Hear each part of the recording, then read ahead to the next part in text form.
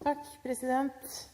Først vil jeg takke min kollega som har tatt opp dette viktige temaet, og for hans, som jeg synes, kloke ord i innledningen til dette møtet.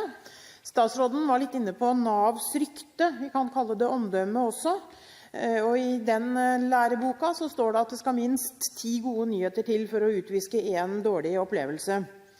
Brukerundersøkelsene som Isaksen var inne på viser altså en nedgang på en rekke parametre som ble referert herfra. Og jeg undrer meg på om hvorfor statsråden ikke kommenterte mer på sin bekymring i forhold til det. Og jeg undret meg også på hvilke ører som representanten Henriksen måtte ha hatt på seg når hun hørte at Isaksen på den måten snakket velferdsstaten ned. For det er jo ikke det vi er opptatt av. Vi er opptatt av hva statsråden og regjeringen vil gjøre med dette. Og vi vet at å styre en så stor skute og så tung skute som Nav, det er ikke enkelt, uansett hvem som sitter på toppen av Nav-pyramiden eller i ministerstolen. Og derfor så vil vi også være forsiktige med å utbasunere bombastiske løsninger, og enkle løsninger finnes nok ikke. Men i parentes bemerket så kan vi jo si at den gangen de daværende regjeringspartiene, da Nav-reformen ble vedtatt, altså Høyre, KrF og Venstre, vi advarte mot å lage en slik stor skute i trygdesystemet, nettopp fordi den ville være så stor at den nærmest ville bli uhåndterlig. Men det er historien, og i dag sitter vi med et Nav som på veldig mange måter fungerer som det skal, men som likevel har noen store utfordringer. Og som interpellanten og flere her har vært inne på i dag, så er det mange som opplever fortvilte situasjoner i samhandlingen med Nav. Og vi som stortingsrepresentanter hører mange av disse historiene fra de vi representerer rundt omkring i landet. Og selv om nok ikke alle har like god grunn til å klage, så er det dessverre sånn at mange er fortvilet med en god grunn. Og som sagt så skal jeg ikke påstå at det er enkle løsninger på disse problemene som statsråden bare lar være å implementere av vond vilje.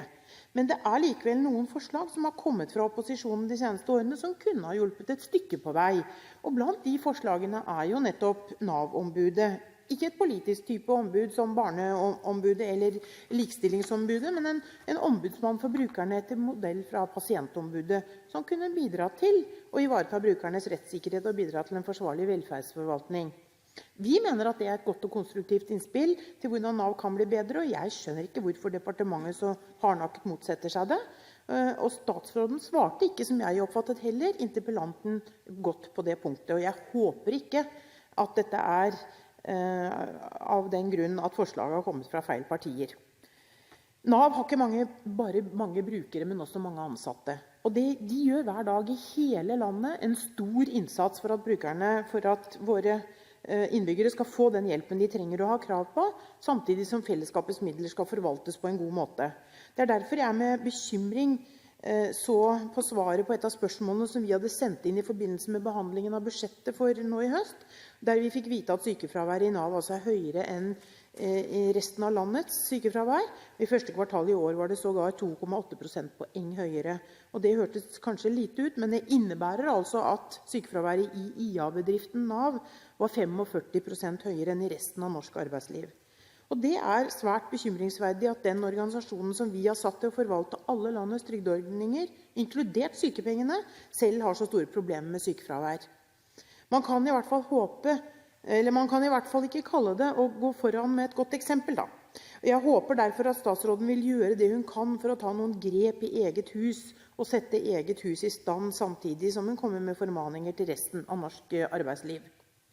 Men vi forstår at det har vært krevende.